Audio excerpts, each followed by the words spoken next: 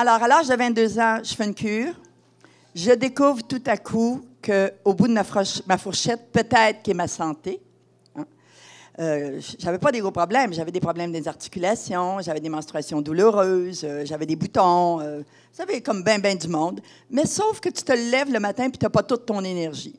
Alors, je fais cette fameuse cure-là durant 15 jours et je sors de cette cure-là. J'en reviens juste pas comment je me sens. Les gens qui rentrent dans le métier d'être entrepreneur pour faire de l'argent, changez de métier. Faites d'autres choses. Parce que si vous n'êtes pas passionné par votre produit, vous n'y arriverez pas. Et à la moindre échec, même financier, hein, vous allez lâcher prise. Il faut l'avoir dans la peau, tout simplement, et avoir le goût d'amener ça plus loin. Alors, 36 ans, parce que le Spiceman, maintenant, fête ses 36 ans. Je vous ai dit au début, j'ai fait une cure et puis j'ai fait « Wow, c'est extraordinaire, on peut se donner une santé ».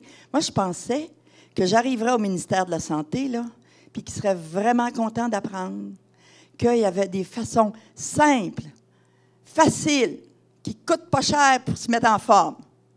Erreur du pitcher. Le titre, c'est « Il faut trouver des... » C'est quoi donc? Saisir les opportunités. Ça ne marche pas avec le ministère de la Santé? On se tourne de bord, puis on va au ministère du Tourisme.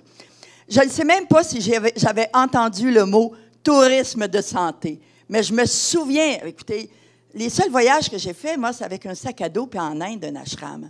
Alors, cette notion du tourisme de santé, je ne sais même pas si j'ai entendu ça. Mais je me suis dit, si je ne peux pas y aller par le ministère de la Santé, puis c'est vraiment une fin de non-recevoir rapide et facile, alors peut-être qu'à travers le tourisme, je vais pouvoir attirer une certaine clientèle. Alors c'est comme ça, tranquillement, pas à pas. Et doucement, le produit a commencé à se structurer.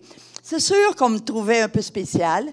J'aime mieux pas entendre les commentaires que les gens se passaient quand je les rencontrais. Mais je me souviens d'un monsieur du ministère qui était venu chercher du financement. Hein, c'est le même. Hein?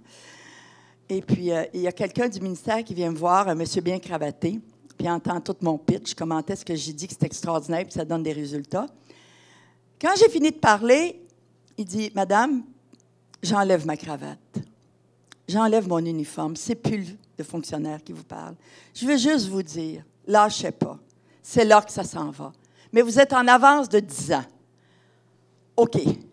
Alors, à ce moment-là, tu dis, au moins, il y a un avenir. Je ne suis pas dans le champ.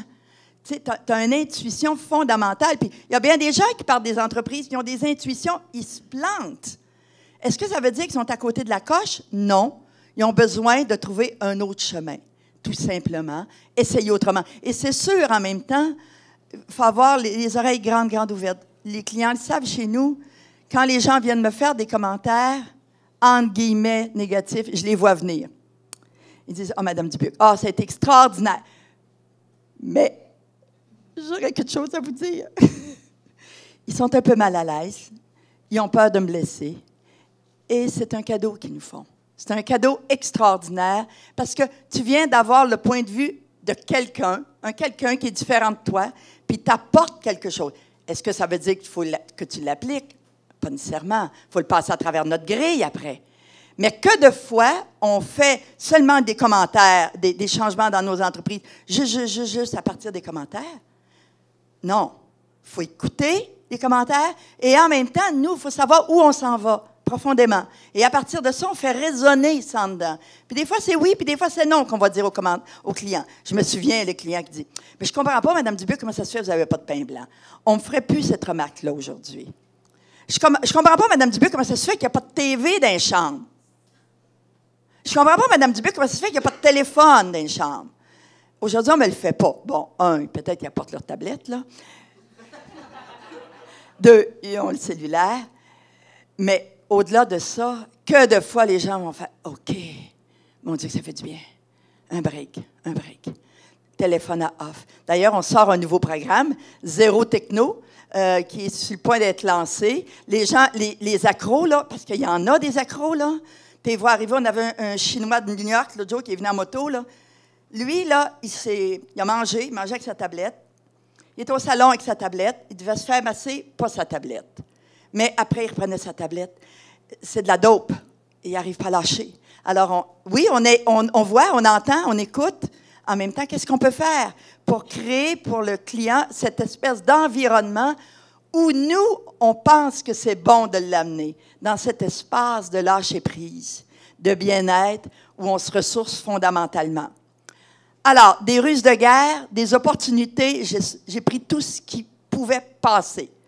Oui, ça a été le ministère du Tourisme. Alors, je me suis fait connaître dans le ministère du Tourisme, hein, c'est sûr. Et ma vengeance, un jour, c'est de recevoir un prix au ministère du Tourisme, personnalité de l'année. Et puis, pour avoir amené le tourisme de santé au Québec. Alors, je vous remercie pour le prix. Je veux juste vous dire qu'il n'y en a pas de tourisme de santé au Québec. Je ne voulais pas dire chez nous on en fait, puis les autres n'en font pas, là. Hein? Il n'y en a pas. Tant que le ministère de la Santé ne parlera pas au ministère du Tourisme, on se compte des blagues. Puis je savais qui était dans la salle, il y avait des ministres, hein? Puis tu dis, il y a peut-être une personne qui va l'entendre, mais il y a un journaliste qui l'a entendu, comme il faut. Faites une méchante page dans le Journal de Montréal, la ministre du Tourisme a téléphoné. Fait qu'il faut prendre des opportunités, bouger, puis en même temps, il y a du timing aussi dans tout ça. Aujourd'hui, il y a un produit qu'on est sur le point de lancer. C'est mon rêve d'il y a 36 ans. Mais je n'avais pas le savoir que j'ai là. Les opportunités n'étaient pas les mêmes. Et le besoin de la population est rendue là. Le ministère de la Santé est là. Là, ils savent que ce n'est pas en construisant plus d'hôpitaux que les gens vont être en santé, là. Il y a quelque chose qu'il faut qu'il change. Alors, on a créé un programme, puis il doit avoir passé à un moment donné. C'est le programme Immersion Santé. Les gens viennent pour 5 jours, 7 jours. Ils viennent pour leur raison. Leur raison, c'est peut-être perdre du poids, c'est peut-être parce qu'il y a un taux de cholestérol élevé, c'est peut-être parce qu'ils sont fatigués, c'est peut-être parce que là, ils ont envie de tuer les petits, puis les employés, il faut qu'ils fassent de quoi. Ou c'est peut-être parce qu'ils sont en voyage de noces, peu importe, là. Mais ce programme-là, ils ont un coach santé avec eux qui reçoit à partir du bilan santé. C'est pas nous qui les faisons. Techniquement, on ne peut pas. Je pourrais vous expliquer pourquoi. Pas parce qu'on n'aurait pas les compétences, mais le ministère de la Santé, il ne serait pas content. Non, en fait, c'est le Collège des médecins qui ne serait pas content. Le ministère de la Santé serait très content.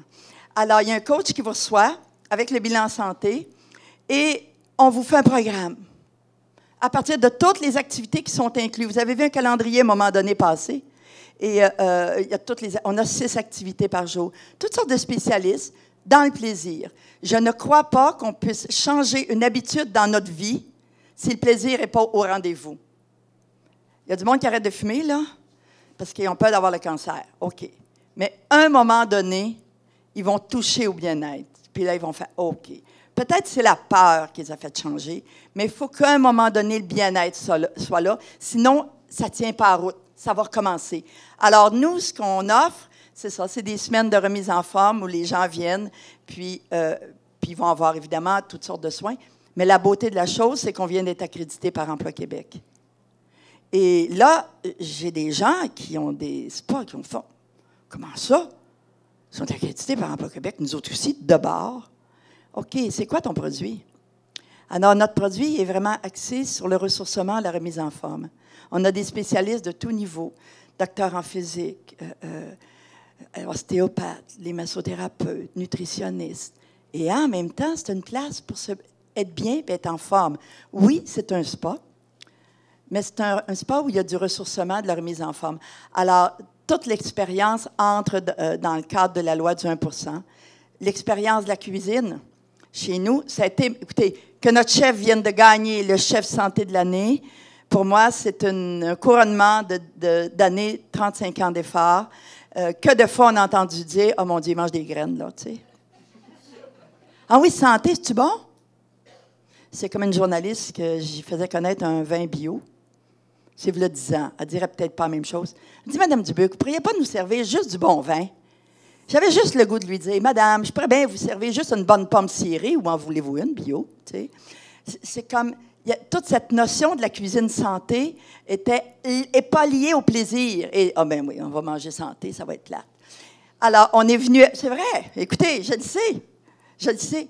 Mais là où c'est extraordinaire, il y a un savoir qui est là maintenant. On sait pourquoi que le cancer est en montée comme il est. On sait pourquoi que le diabète est en montée, sauf que nos chefs n'ont pas fait le lien encore avec ce qui est cuisine et ce que ça fait dans le corps. Il y a quelqu'un qui m'ostine dans la salle. Allez voir n'importe qui. Nommez-les, là.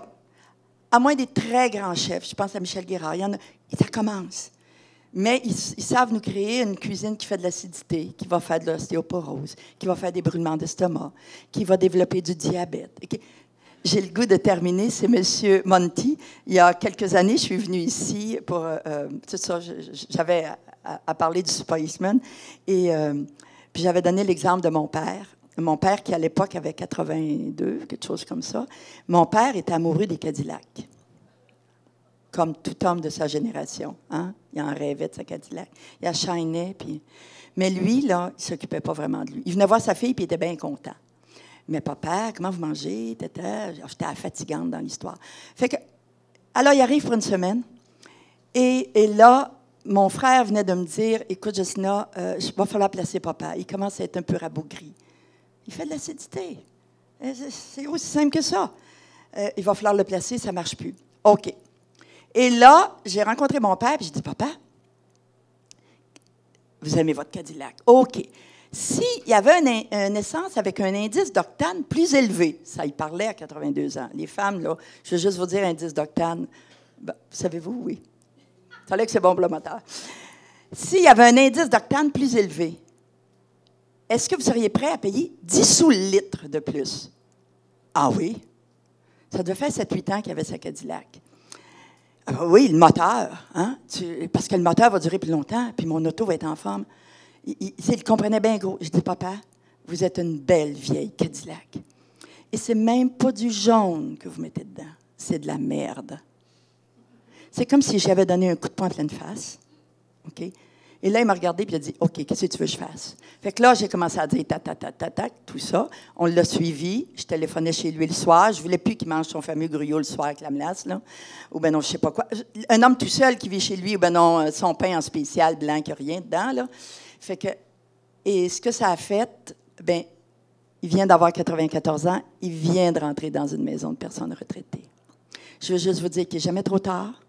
Et traitez-vous au moins aussi bien que votre auto. Parce que vous l'avez vu à la publicité à TV, là? Le gars qui est tout croche avec les choses. C'est vrai. C'est pas des histoires.